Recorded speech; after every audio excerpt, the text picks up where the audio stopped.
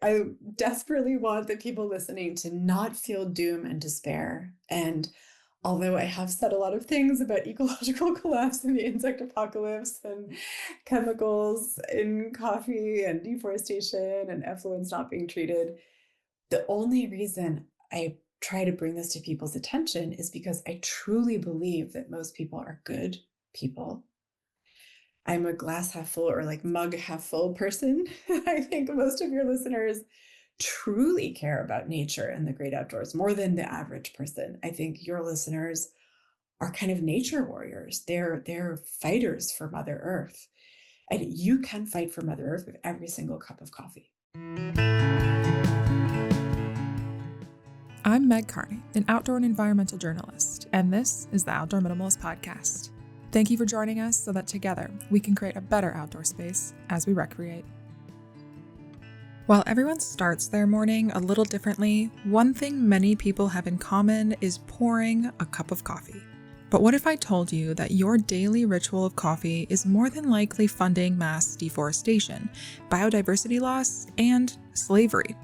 One thing you know is that on this podcast, we vote with our dollar, and what we buy every single day, where we buy it, and who we buy it from all make a difference in the impact we have not only on the environment, but on workers across the globe. That's why in episode 194 of the Outdoor Minimalist podcast, I sit down to chat with Etelle Higonnet. Etelle is the founder and director of Coffee Watch. A graduate of Yale Law School, she's an attorney and environmental and human rights activist. She previously worked at Mighty Earth, National Wildlife Federation, Greenpeace, Amnesty International, and Human Rights Watch, as well as 2 war crimes courts. She was knighted in her home country of France for her pioneering efforts to curb deforestation in high-risk commodities, with an emphasis on cocoa, rubber, palm oil, cattle, and soy industries. She has worked in over 30 countries, is widely published, speaks 9 languages, and is now dedicated to ending deforestation and slavery in the global coffee industry. So thank you so much for joining us on the Outdoor Minimalist podcast today. I think that this is a topic that influences a lot of people and what we have wanted to cover on the podcast for a long time. So I'm so excited that you're here. And to kick us off, I'm just going to have you maybe share a little bit more of your backstory. And you previously worked in human rights, like pretty aggressively in human rights. And so what started your shift from your focus of human rights to then talk more about climate and agriculture? Yeah, that's such a great question, Meg. I mean, for the first like 12 and a half years of my professional career, I was just obsessed with working on human rights, especially documenting crimes against humanity in war zones and post-conflict areas. So I worked, like you said, for basically 2 war crimes tribunals and for Human Rights Watch and Amnesty. And then there's this moment where it really just hit me that we are not going to have any human rights on a dead planet, and that breathing is very crucial to having human rights, and that air and water are kind of basic. So that prompted me to sort of not abandon ship and go from human rights to the environment, but to knock on the door at Greenpeace and beg them to take me on. And then, they were very kind and took a gamble on me. And, I had to work my way back up from the bottom. I'd gotten all the way to like being a researcher at Amnesty, a senior position. But then I started again as a volunteer and then a consultant and wound up as research director from Greenpeace Southeast Asia.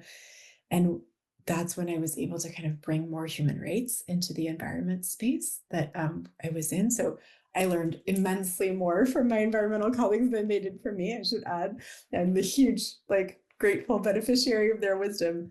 But it was interesting to go into the environment space knowing that the biggest deforesters also use a lot of slavery and indigenous land grabbing and horribly abuse the rights of forest dependent peoples who fight back against that deforestation. But it can be on land like it is on water. The worst overfishing, pirate fishing, IUU type boats, vessels, those are also typically the floating prisons that have seafood slavery and really bad labor abuses,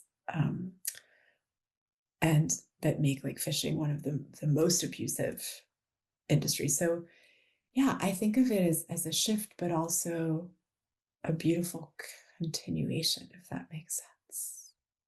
Yeah, absolutely. I always see them as very interconnected.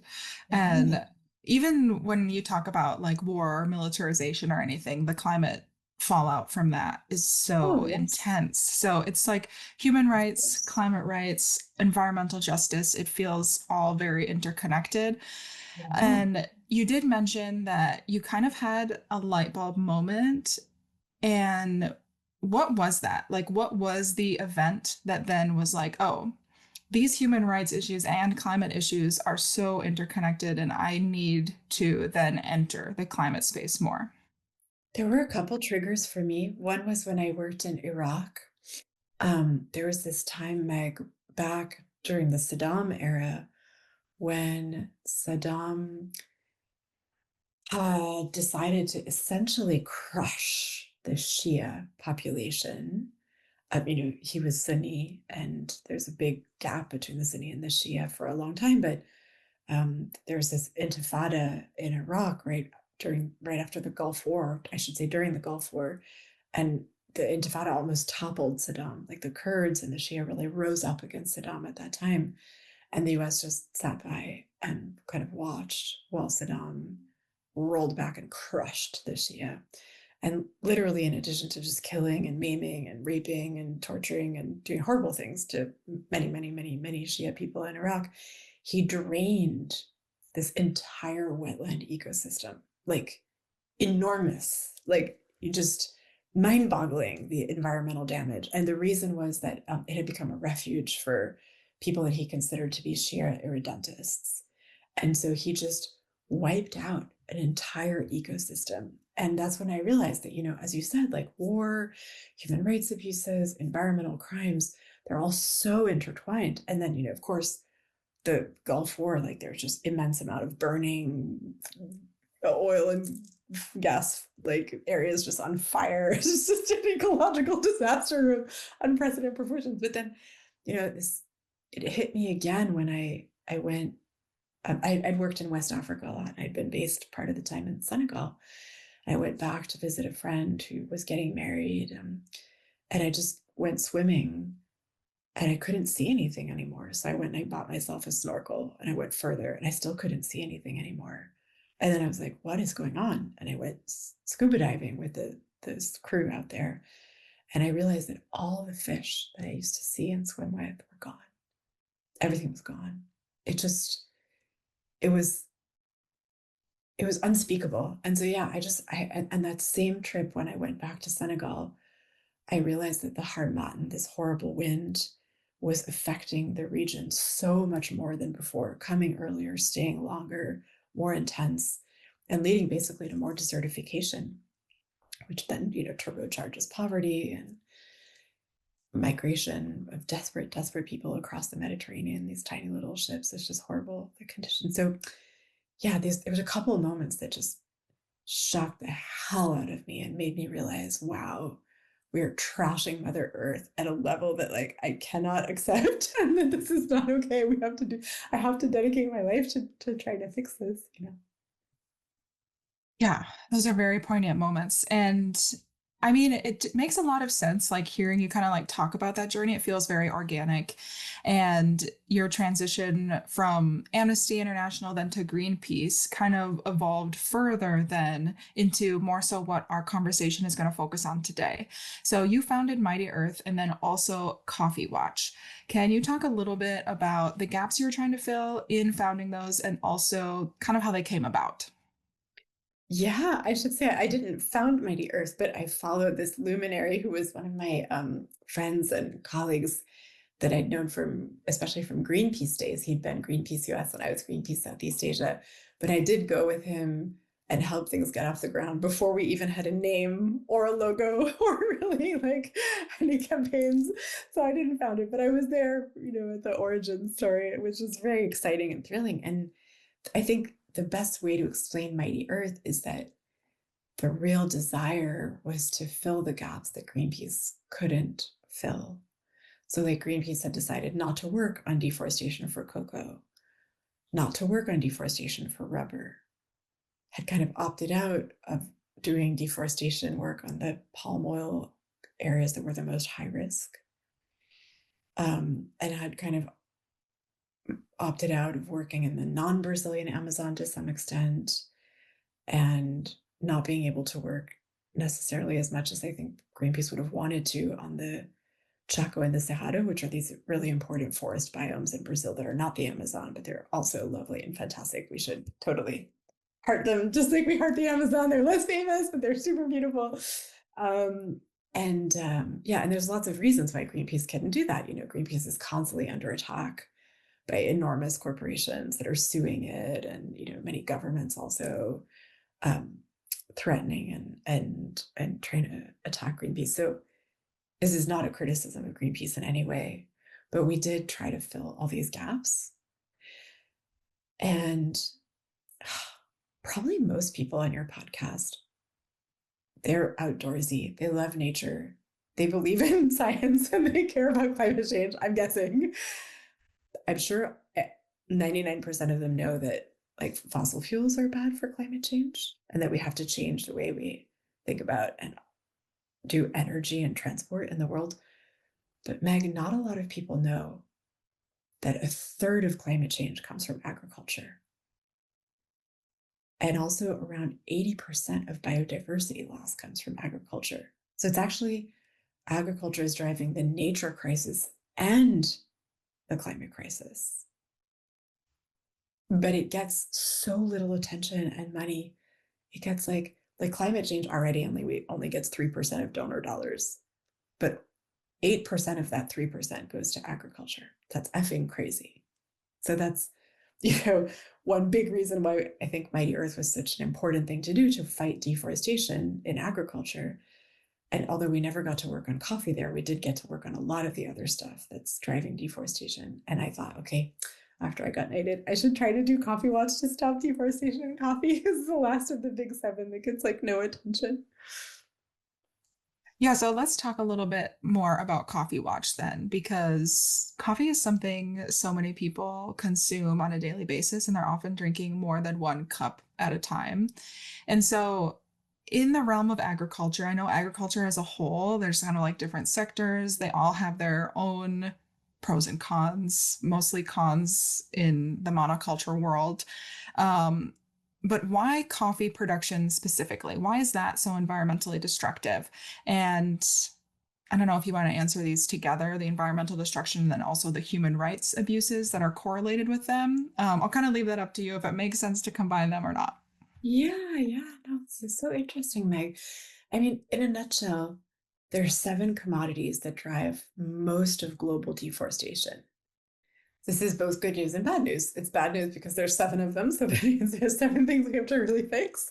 But it's good news because if we get a handle on those 7 commodities, then we will really probably have a good chance of saving global forests. And if you're an outdoorsy person who cares about nature and what's left of the wild, then you should care about agriculture, and you should really fight for change and justice in those 7 commodities. I think of them as like the 7 deadly sins, but for forests.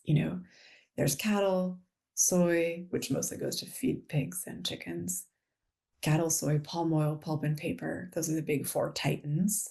But then right after them are cocoa, coffee, and rubber. So I thought, yeah, coffee, I gotta work on this before I die. After I got knighted, I think this is like the right time to do it. It's number 6 driver of global deforestation, but it gets just like no attention for that, none. And so because it's gotten no attention, the industry hasn't really gotten a hold of that problem and started to change. And while we're at it, I decided to found Coffee Watch. I was like, I must do this, I must do this. And then I realized once I got it going, that the coffee industry is also awash with slavery and child labor and poverty. So actually, this brings us right back to what you were saying before. It's intertwined, isn't it? Yeah, I always feel like if an industry is willing to exploit the land, they're willing to exploit people. So it makes Yes. a lot of sense that they would be so intertwined. And are there specific regions then of the world that are more impacted by coffee production? Absolutely. So the top four coffee producing countries are Brazil, number one, and then Vietnam, which almost nobody knows about, but there you have it. Vietnam is number two. And then Colombia is the third, and Indonesia is the fourth. And those countries are kind of the coffee behemoths, if you will. They make like well over two-thirds, almost three-quarters of global coffee, depending on the year, the harvest, etc. But actually, coffee is grown all over the world. Even though those four are the behemoths of coffee, coffee is actually quite important to Rwanda, to Costa Rica. Rwanda and Costa Rican coffee production is small enough that it doesn't matter that much for global production, but coffee is big enough in those countries that it matters a lot for their GDP and their employment and their forests and their environment and their rivers. Like the coffee industry just mostly dumps effluent straight into rivers, uses a ton of pesticides. It's very like in a toxic love affair with pesticides of monoculture, and also drives deforestation like there's no tomorrow. So those top four producer countries are the most affected.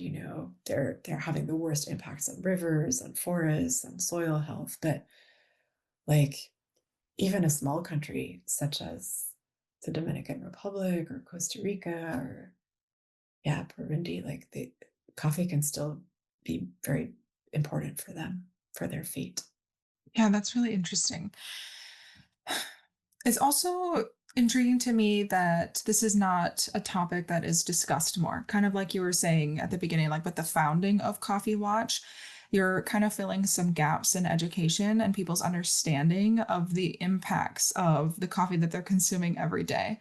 And why don't you think more people are aware of this or are talking about it? And yeah, we'll just start there. Sometimes I like to stack questions, but we'll stick with No, one no, here. that's a fantastic question, and one that I have kind of wrestled with myself, and I think I have an answer, which is that, you know, coffee does drive a lot of slavery and poverty and exploitation and deforestation and water problems in Brazil.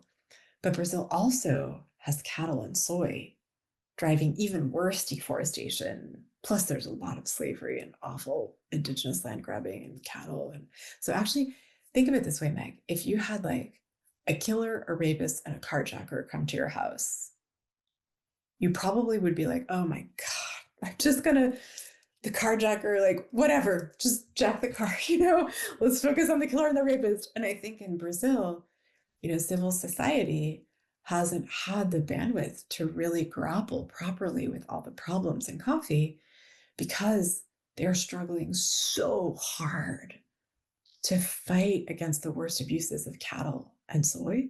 And, we're talking about Indonesia, which is the fourth biggest coffee producer in the world, right? And we just mentioned that. And Indonesia is kind of the same. They've got so many deforestation problems and human rights abuses in palm oil and in pulp and paper for so long that I think coffee just got very short shrift. And actually, deforestation for palm oil has gone down a lot, which is beautiful and awesome and gives me huge hope that it can do the same for coffee. And it's like amazing gratitude to all the activists that made that happen. I was so glad to have a front row seat at Greenpeace to helping in a small way to make that happen. But, again, it's like they've got a rapist and a killer, and you're just not going to deal with a carjacker. That's like not a reasonable thing to expect. And then in Colombia, they just had this brutal civil war. They have cartels. It's literally the most dangerous country in the world to be a union organizer, I think, last time I checked. So if you're fighting to unionize coffee farmers or fighting for a better income, like you could just maybe wind up dead. It's very scary. And, Vietnam, which is the number two coffee producer, we're talking about that. It's also kind of a ruthless dictatorship that's very closed. And if you're an environmentalist, they like put you in jail. And if you try to have a union, they will put you in jail. It's not a safe place for civil society to investigate what's going wrong and try to campaign on it. Do you know what I mean? Yeah, absolutely. It would, for the people in that area, it's not necessarily worth the risk of being like, this is bad, because the outcome would then feel worse, at least the way that I see it. Yeah, And I mean, you can really, if you're an activist fighting in a coffee producing country for better conditions for workers or to save forests from coffee, terrible things might happen to you. It's like no joke. So it's just terrifying, I think, and also, yeah, people are very overwhelmed. feels like an overwhelming time to be alive for a lot of reasons. And one thing that you mentioned earlier about the listeners for this podcast specifically is I would say they're pretty well informed about like clean energy and also the fossil fuel industry, and then probably in some regards, big ag, at least in the United States. But in our earlier conversation, you mentioned that coffee and fossil fuel campaigns, like disinformation campaigns, are somewhat similar. And so, can you talk a little bit to like the marketing and public perception that's coming from the coffee industry and keeping these issues hidden? I know that you mentioned obviously like threat tactics would be one aspect of that for people working in the industry, but then people consuming the marketing, what does that look like? Well, so let me just talk for a second about Monsanto.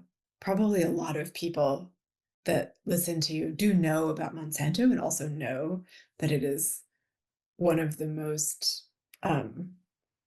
ecocidal companies in the world. Okay, so it's like a known entity if you're in the US and if you care about the great outdoors and you're a hiker and you're into wilderness, you know that Monsanto poisons ecosystems, right? And also we think is poisoning animals and certainly insects, playing a huge role in the age of the Anthropocene's ecological collapse in some places, right? Where we're seeing literally an insect apocalypse, and that's driving mass extinction, right? Because insects are at the bottom of the pyramid, right? The trophic, the ripple effects are just so crazy. But many people probably do not know that in Brazil, the pesticide lobby has been very successful. And especially under if I'm not mistaken, the Bolsonaro administration, there are just like enormous subsidies for the pesticide industry in Brazil. And so Brazilian coffee is like covered in chemicals that you wouldn't get within like a 10-mile radius of if you were pregnant or had kids with you, but so most American coffee drinkers just do not know that the people that grew and harvested their coffee are being poisoned, maybe by the same chemicals that got these subsidies thanks to industry lobby groups, with companies like Monsanto being part of the mix, right? That are, of course, well known in America, but just like not a lot of people in the US know what shenanigans they're getting up to around the world. So I think there is a way in which the coffee lobby and the chemical lobby have been connected for sure. And, let's talk a little bit more also about like the European deforestation regulation. Some Americans don't know this, but there is a big, beautiful bill in Europe, which is actually big and actually beautiful. And it's kind of trying to save global forests. It's called the European Deforestation Regulation. And it kind of does what it says. It's trying to stop products from entering Europe that were grown with deforestation at origin. Also with crimes. So like if you have slaves or whatever, that would not be allowed. And the coffee industry, parts of it lobbied extremely hard to kill that European. So it's crazy, right? We had coffee companies that are not even European trying to persuade European lawmakers to derail a legitimate political European process and kill a law that's kind of the best hope for global forests. That's so grim and so sad. But I should add that they were not the only ones. You had other industry lobby groups that are sometimes like soy or pulp and paper and timber companies that have also tried to kill that bill. And, if you look at all the lobbyists in Brussels that play a really pernicious role, obviously the fossil fuel industry is there too. And I just wonder if we were able to really lift the lid off of the dark, opaque, bitter dregs of humanity that are the lobbyists for the fossil fuel industry and for big ag? Would we see that they're somehow like colluding and cahooting? And are they taking leaves out of each other's playbooks, to create this illusion of like, oh, how bad is it? If you change it, we'll all lose our jobs. Yeah, I wonder how much they are all inspired by one another in this revolving door between like different bad lobbyists. I think, yeah. It does seem like it would be very interconnected in some way, even though it maybe isn't like super clear on the surface. And I mean, all of that is really bad and terrible. So, as an average consumer, then that drinks coffee and enjoys coffee, are there options to avoid supporting like large corporations that have their hands in the coffee industry? Are there smaller, more ethically sourced types of coffee that are available? Basically, where should people start with this information? Meg, I desperately want the people listening to not feel doom and despair. And although I have said a lot of things about ecological collapse and the insect apocalypse and chemicals in coffee and deforestation and effluents not being treated, the only reason I try to bring this to people's attention is because I truly believe that most people are good people. I'm a glass half full or like mug half full person. I think most of your listeners truly care about nature and the great outdoors more than the average person. I think your listeners are kind of nature warriors. They're fighters for Mother Earth. And you can fight for Mother Earth with every single cup of coffee. Like, I want to tell those people, don't despair, don't doom scroll. Like, you have this gorgeous, beautiful, immense power. And let's break it down. First, you can sign all the petitions that are out there for improving coffee, to stop deforestation, to stop slavery, to stop plastic, single-use cups that the coffee industry seems to be addicted to. It's not just plastic straws. They love plastic-lined cups made from virgin trees. Of course, it's like, why? But yeah, you can, and all these petitions, I put them on this one place on Coffee Watch's website. So it's a one-stop shop. If you want to sign those petitions, you just go on our website. They're not ours. They're petitions made by other people, but we think they're beautiful. We've checked them out. They're smart. They're strategic. They're awesome. You just click on them. Boom, boom, boom, boom, boom. It can take you like 5-10 minutes. Right there, that's kind of like a big vote for better coffee in the world. Here's another thing you can do. You can just change the coffee you buy. Whether you do pods, you can get compostable pods that are organic and compostable, or whether you do instant, or whether you do lattes or cold brew, whatever you drink, there is a more ethical, sustainable alternative always, compared to like the quote unquote mainstream big brand coffee, right? And so you don't have to be perfect. Please don't feel like this crushing burden of perfection. But just know that if you spend 1 hour Googling and researching good ethical coffee where you are, you can just like book it and order it so that you get a pack every month or however much you drink, And like, I try to do that to buy the really best, most ethical, sustainable coffee. And I mix and match and I try different companies all the time, just because I also love to like give my business to as many of them as possible, discover them and be the wind under their wings and go on their social media and give them love and like, spread the word about how great they are. But even if you can't get great coffee because like you're desperate, you're in an airport or whatever, visiting your sick grandparents, just asking the barista, the manager, the restaurant like owner, the waitress, or just saying like, oh, do you have organic coffee? Do you have fair trade? Like, what is your coffee? Just that alone sometimes will be, it's like a vote. You're basically bringing awareness. You're radiating this feeling of caring about the coffee. And I do that all the time. Everywhere I go, I try to have a chat with the barista or the waitress or the like manager. And half the time they think I'm crazy, but half the time they're like lovely people and you're going to have a really great chat. And sometimes I've gone back to a cafe or a restaurant and I can see that they've changed their coffee. Like it's really nice. And it doesn't just have to be where you order your favorite coffee shop or whatever. It can be whatever institution you're a part of. Are you in a university? Are you in an office? Are you in a business? Like change your institutional coffee.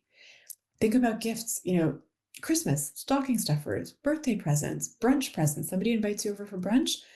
Just have a bunch of fantastic, delicious, ethical, sustainable coffee. Give it as gifts with a little note that explains like why you love that person and you also love Mother Earth and you're giving them coffee that brings that love to life. You can totally buy from the heart. I think of it as being able to vote with your wallet like every day. So there's petitions, there's conversations, there's changing your coffee and your institution's coffee and giving gifts to people. And here's the last thing. Almost none of your listeners are living in North Korea, presumably. So my guess is they're all in a democratic place where they actually have like an elected representative. That representative may be a wanker or someone fantastic or anything in between. Could be a total wackadoodle crazy pants person. But in general, they kind of work for you and you can just send them a message and they keep track. And if you do like a postcard party with your friends and you send like 10 postcards at a brunch, then boom, all of a sudden, like some person in government is going to think about this twice. It will come on their desk. You have this gorgeous power. So don't feel bad. Don't feel sad. Don't feel depleted. I think often mainstream media leaves us feeling so empty and despairing, but we just had the biggest protest in American history. That is amazing. It's gorgeous. And we can change the world. We've changed the palm oil industry. We can change coffee too. And there's no stopping us. We can change one thing and then another. It could be coffee, and then it could be your chocolate, and then it could be your sneakers. Like, we are so powerful when we try. We just have to care. Yeah, I love that. I think that's something that we've talked about since the start of this podcast is that you don't need to be perfect and you don't need to change everything all at once, but That's right. don't underestimate your personal influence with the people around you. Like you're saying, the conversations you can have, they're Yeah. so powerful, whether it's about coffee or a different cause you're really passionate about. But one thing that I was wondering is if someone is shopping in like their local grocer or something like that, are there certifications that can help people identify more ethically produced coffee? I know you mentioned organic and fair trade. Are those reliable? And are there other ones that we can keep an eye out for? I would say you should definitely keep an eye out for Smithsonian bird friendly certified coffee because, to my knowledge, it has the highest standard for agroforestry, which is shade grown coffee, where there's lots of trees in and around the coffee. They can be in little donuts around the coffee farm, or zebra stripes through the coffee farm, or polka dots in the coffee farm, or just mixed in with the coffee. But because agroforestry is so amazing, it's also called shade grown coffee, right? Because shade grown agroforestry coffee is so fabulous for Mother Earth. It's got double the carbon and 19 times the biodiversity, more or less. So it basically can be a game changer for healing the world and making it better with every cup. I would say because the Smithsonian bird friendly certification has like the highest standard for shade grown coffee, and it also has to be organic and deforestation free in order to qualify. I would say that's the certification that like I look for in my personal life. And, but sometimes you can't find that. And if you can't, that's fine. Don't beat yourself up. Like you said, you don't have to be totally perfect. If you can find coffee that's organic, that's already better than poison coffee, right? And if it's paying a living income, that's great because most coffee farmers are not earning a living income. They are in poverty and in hunger. That's crazy and wrong and shouldn't be allowed, in part because it also means that's why we have hundreds of thousands of kids working in coffee, actually millions of kids, because their parents are so poor that the parents kind of choose between everyone goes hungry or you work and don't go to school. So I think looking for coffee that pays a living income, that's so important. If you find that, buy that. Like, love it, buy it, go on social media, support it. Um, and yeah, if you can see, is the company, is it like carbon neutral? Or is it even like doing something positive? Yeah, is it in agroforestry? Is it organic? Is it living income? All those things matter. Any one of them is better than nothing. And it has to taste good. So, try out some options, right? I love coffee. I drink it a lot. So yeah, just make sure that, because doing good for the planet doesn't have to be like a sad, angry thing. It's a thing of joy and beauty. And your coffee should be delectable and amazing, and also fantastic for Mother Earth and for the people that grow it.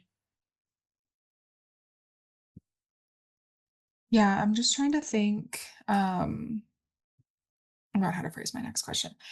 So, one thing about outdoor folks is they do love their coffee. And some people are a little more hardcore than others. They'll bring like a grinder out so they could have their whole beans on the trail to make an espresso, whatever it might be. But I think the vast majority do gravitate towards an instant coffee situation because it's easier. Are most of these certifications, do they transfer from like the beans themselves, and instant coffee also would be like similar if you're shopping for it, or are there differences?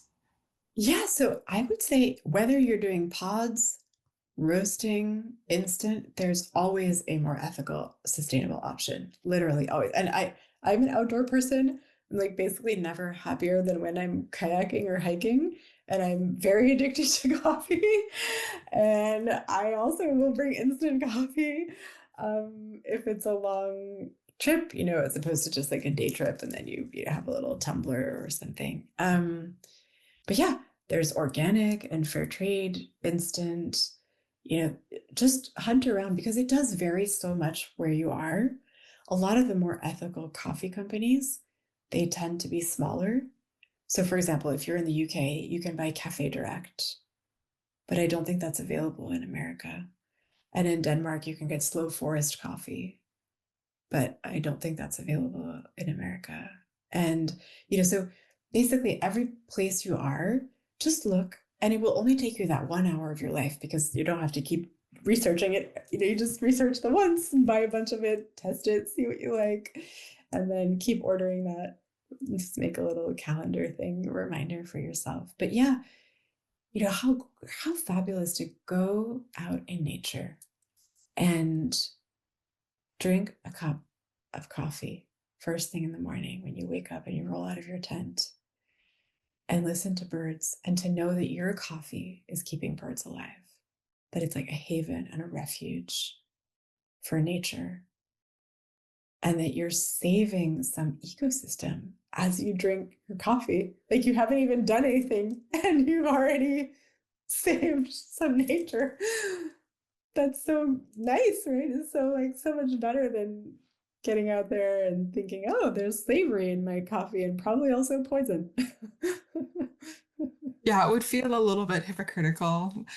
Um, okay, well, I think you shared a lot of really good insights and ways that people can hopefully shop more responsibly if they do decide to go that direction. Are there other resources that you would point people to if they want to learn more about the coffee industry? I know that Coffee Watch, you have a website with resources, but are there like documentaries that would be interesting to people, books people can read? I know that you have Yeah. probably read and seen them all, so you're the perfect person to ask. I keep finding new ones every week. I find something new, but I have indeed read and seen a lot of it. So I tried to put all the best documentaries that I could find, both about problems in coffee and also about solutions in coffee, on our Coffee Watch website. So if you go to the website and you look at the upper right-hand corner, you'll see like screenings. And basically, we just kind of operate like I guess you could say, a little film festival, a coffee film festival curator for you. So you can just sit there and like watch a couple of films about what's wrong in coffee, but also how we can fix it. And they're all there. It's a one-stop shop. And we also not only publish our own research about things that we've found when we do undercover investigations into abuses like slavery and human trafficking and worker abuse in coffee, we also created a web page just to elevate all the work of allies, like NGOs. For example, the only other NGO that I know of that's really done an investigative report on deforestation for coffee, it was back in 2007. WWF Indonesia did this amazing report about how coffee was killing a national park that was like rhino, elephant, and tiger habitat. I'm not making this up. It's crazy. It is as crazy as it sounds. Like, that's so wrong. No words. That report, we decided, okay, this is so important. Let's elevate it. And some others are there too about human rights abuses. And, we just wanted to really try to be the wind under the wings of other organizations that have done what I think is fantastic work to expose abuses in coffee, but they just never got that much media coverage or social media. So now it's like a one-stop shop where you can just find everything on the Coffee Watch website. And all the petitions are there if you want to sign petitions too. That's awesome. I'll be sure to share the link to that in the show notes so people can find it easily. But are there other things that you want to add to the end of the interview here? I know those are most of the questions that I had for you today. Yeah, Megan, there's one question that you asked about lobbying, and I'm so silly, I forgot to answer the full question. But just to go back to that, you'd asked, how is it that the fossil fuel industry and the coffee industry lobby kind of have eerily strange similarities and sometimes seem to be in cahoots? And I would say, just look at the COP. These conference of the parties, these, like, do you remember the Paris Agreement, where we basically got the whole world together and said, okay, climate change is real. We're going to do something about it. And then Trump was like, no, I'm going to rip it up. Haha, because I don't believe in science. That Paris Agreement came from the Paris COP, COP, Conference of the Parties, it stands for. And we have COPs like every year. The COP this year is going to be in Brazil. And the sad truth is that the fossil fuel industry sends a F load of lobbyists every year. They shouldn't even be allowed in the door. It gets crazy that they're allowed to go. It's like, I don't know, having some psycho axe murderer be part of the medical team in a hospital. You're just like, what? Why? Can we please explain? I don't understand. So the fossil fuel industry goes to these COPs and they try to like hijack it and spread misinformation and get certain delegations like Saudi Arabia to be their mouthpieces, And unfortunately, Big Ag also sends delegates to the COP. And they also, I think, try really hard, to the best of my knowledge, to water down what the global community is going to do to fix the climate crisis and the nature crisis. And one reason I suspect, Meg, why we've done so little to address the nature crisis, the biodiversity crisis, is because of Big Ag and its power, right? Because keep in mind, ag is a third of climate change, but it's 80% of biodiversity loss. They don't want us talking about it. They don't want us fixing it. They don't want us challenging them and their profits. They don't want us to unplug from the pesticide-soaked monoculture model that they have figured out how to become billionaires with, right? So we have got to fight with everything we have to make these COPs better, and also to call out the dirty lobbying, whether it is fossil fuel or Big Ag. And that could be coffee or cattle or soy or palm oil, or whatever, timber. Yes, absolutely. So much to process. Okay, so But the good news is we can fight. A lot of these companies have billions on their side of dollars, but we have billions of people on our side. And we also have justice and truth and science on our side. And that is like very important too. I think we can win. absolutely. There's a lot of power when in collective action and like Yeah. building community around more ethical lifestyles and living. Absolutely. So I know that you shared the website, but are there other ways to stay in the know with Coffee Watch, social media, or ways Oh, to reach yeah. out to you? Yes, please find us on social media. We try on social media both to put out news about what's going wrong with the coffee industry. So whenever we do an investigation, like an undercover investigation and find abuses, or if an ally NGO does that, or a group of researchers at a university does a breakthrough research on sustainability in coffee.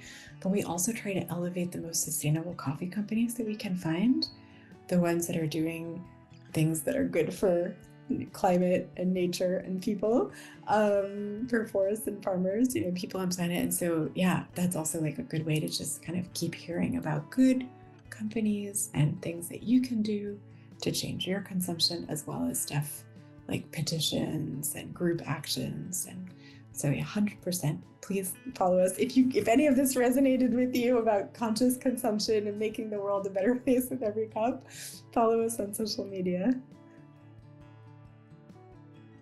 Thanks for listening. And if you like what you hear, let me know.